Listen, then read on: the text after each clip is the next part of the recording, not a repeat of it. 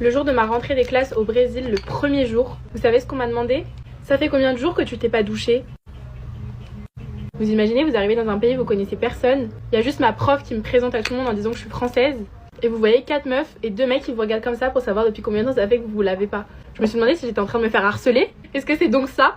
En fait, ils m'ont tout bonnement et gentiment expliqué qu'en fait, c'est un peu un mythe très connu au Brésil, c'est que les Français ne prennent pas de douche. Du coup, aujourd'hui, je vais vous parler de tous les préjugés qu'ont les Brésiliens sur les Français, parce que c'est lunaire. Donc, le premier cliché préjugé, c'est que les Français ont une hygiène très douteuse. En gros, on prend pas une douche forcément tous les jours. Par contre, on se la tue au parfum. Genre, on met énormément de parfum pour camoufler du coup l'odeur de crasse. Et en gros, pour les gens de ma classe, c'était complètement normal de me demander ça. Ils m'ont demandé ça un peu sans vice, genre sans être méchant, en mode on trouvait que tu sentais pas si mauvais que ça, du coup on voulait te demander depuis combien de temps tu t'étais pas douché. Après, ils m'ont aussi dit que pour eux, toutes les femmes françaises ne s'épilent pas les aisselles et que du coup ils ont une image de nous avec des poils genre jusqu'ici en dessous des bras.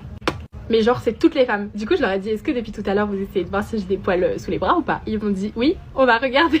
Bon, moi je m'épile personnellement, mais pour les brésiliennes c'est impensable de pas s'épiler. Bah littéralement on dit le maillot brésilien, genre c'est pas pour rien. Elles sont toujours ultra clean, aucun poil. Et d'ailleurs si vous allez dans un centre commercial au Brésil, vous allez voir genre 5 centres d'épilation laser définitive tous les 3 mètres. Ensuite un autre cliché, ça j'ai trouvé ça tellement culotté. Pour eux, on refuse quand on va dans un autre pays de parler une autre langue que le français. Quand il y a des touristes en France, on fait pas l'effort du tout d'essayer de leur parler dans une autre langue. Si quelqu'un essaye de pratiquer le français même si c'est pas sa langue natale, en gros on va le critiquer à la moindre erreur qu'il fait. J'ai trouvé ce jour-là quand on m'a dit ça que c'était un peu l'hôpital qui se fout de la charité, étant donné qu'ils ne parlent pas un seul mot d'anglais, la plupart. Tu leur parles en anglais, ils vont te répondre en portugais. Je vais pas me plaindre, maintenant j'ai appris grâce à ça, j'ai pas eu le choix.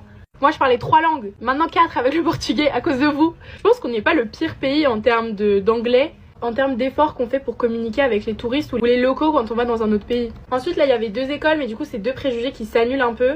C'était le premier truc, c'est qu'on tombe amoureux très très vite les Français. Et à l'inverse qu'on flirte un peu avec tout le monde, même dans des situations hyper inappropriées. Ça pareil hein, quel culot!